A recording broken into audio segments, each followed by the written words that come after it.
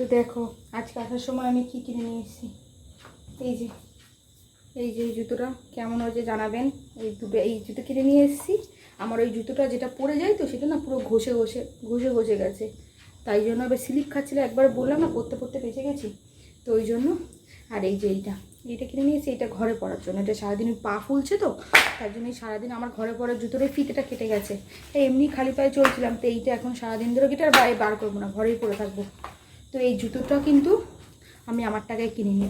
আমার টাকায় কিনতে গেছিলাম, আগের দিন যখন গেলাম তখন কিনলে আমার টাকায় কিনতে, কিন্তু এইটা আমি আমার টাকায় কিনি। আজকে একটা আন্টির বাড়িতে গেছিলাম ওই জামা কাপড় দিতে, তো ওই আন্টি আমাকে 500 টাকা দিয়েছে।